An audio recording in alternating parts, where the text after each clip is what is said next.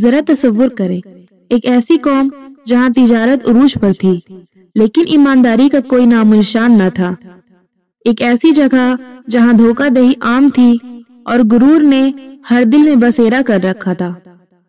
اس اخلاقی گراوٹ کے بیچ ایک نبی اٹھے جنہوں نے حق اور صداقت کا پیغام دیا۔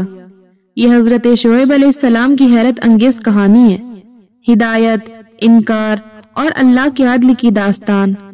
ہمارے ساتھ بنے رہیے تاکہ اس سبق آموز کہانی کے اہم پہلوؤں کو سمجھ سکیں۔ حضرت شعیب علیہ السلام، آپ کا ذکر قرآن شریف میں بار بار آیا ہے تاکہ لوگ آپ کی سچی باتوں سے سبق سیکھتے رہیں۔ پرانے زمانے میں مدین نامی ایک بڑا پر رونق شہر تھا۔ وہاں کے لوگ خوب مالدار تھے، تجارت اور سوداگری ان کا پیشہ تھا، مگر وہ لوگ بتوں کی پوجا کرتے تھے، سودا بیچتے وقت کم تولا کرتے تھے اور اسی طرح کم ناپا کرتے تھے۔ اللہ تعالیٰ نے حضرت شعیب علیہ السلام کو ان کے پاس نبی بنا کر کے بھیجا۔ حضرت شعیب علیہ السلام نے بڑی نرمی، عاجزی اور پیار سے ان لوگوں سے کہنا شروع کیا، اے لوگوں، تم صرف ایک اللہ کی عبادت کیا کرو، ناپ تول پوری طرح دیا کرو، لوگوں کو ان کی چیزیں کم تول کر نہ دیا کرو، زمین میں فساد نہ پھیلاؤ، اور تم سڑکوں پر اس غرض سے مت بیٹھو کہ اللہ تعالیٰ پر ایمان لانے والوں کو دھمکیاں دو اور اللہ تعالیٰ کی راہ سے روکو۔ تم کتنے تھوڑے تھے، اللہ تعالیٰ نے تم پر مہربانی کی، تم کو اولاد دی اور تم بہت ہو گئے۔ دیکھو، فساد کا نتیجہ ہمیشہ برا ہوتا ہے۔ اگر تم مجھے جھوٹا خیال کرتے ہو اور دوسرے لوگوں کو میرے سچے ہونے کا پورا یقین ہے تو صبر کرو، یہاں تک کہ اللہ تعالیٰ ہمارے اور تمہارے درمیان فیصلہ کر دے۔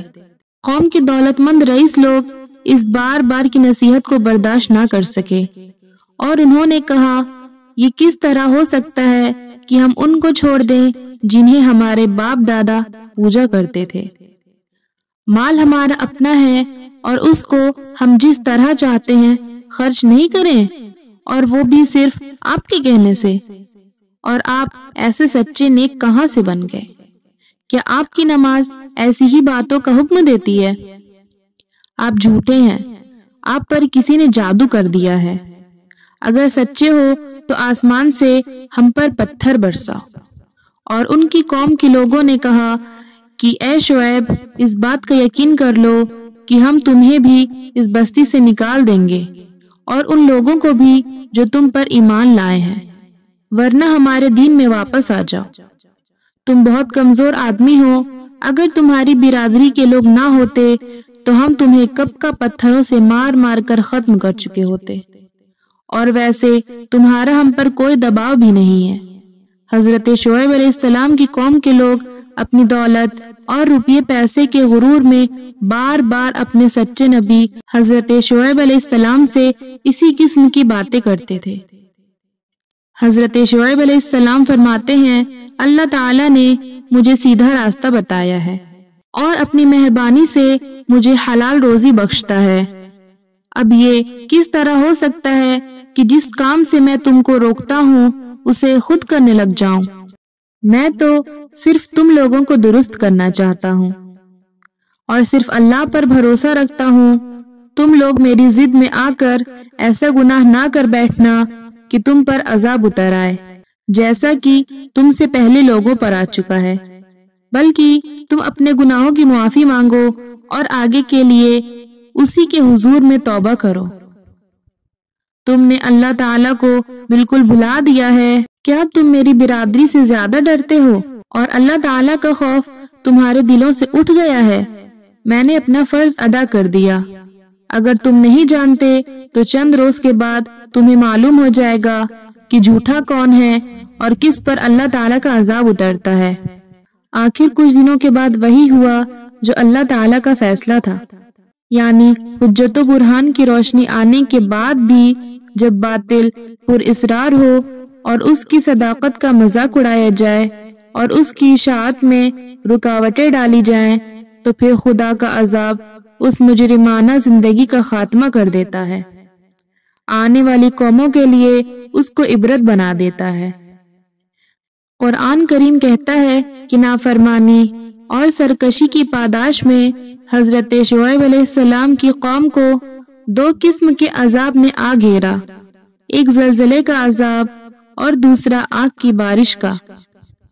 یعنی جب وہ اپنے گھروں میں آرام کر رہے تھے تو ایک ہولناک زلزلہ آیا، اور ابھی یہ ہولناکی ختم نہ ہوئی تھی کہ اوپر سے آگ برسنے لگی، اور نتیجہ یہ نکلا کہ صبح کو دیکھنے والوں نے دیکھا کہ کل کے سرکش اور مغرور آج گھٹنوں کے بل اوندھے جھلسے ہوئے پڑے ہیں۔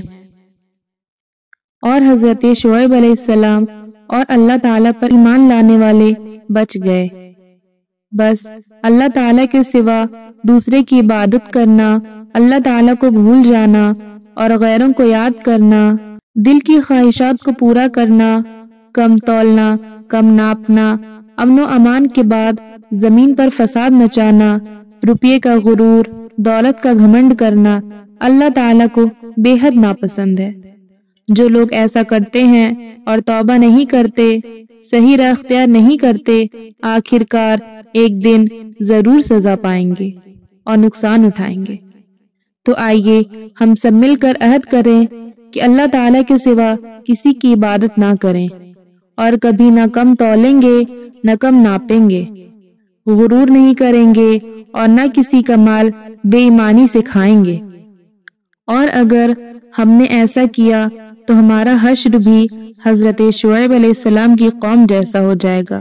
نعوذ باللہ، اللہ ہم سب کو محفوظ رکھے، آمین۔ ویڈیو اچھی لگی ہو تو لائک، شیئر اور سبسکرائب کرنا نہ بھولیں۔ جزاک اللہ خیرہ۔ السلام علیکم ورحمۃ اللہ وبرکاتہ۔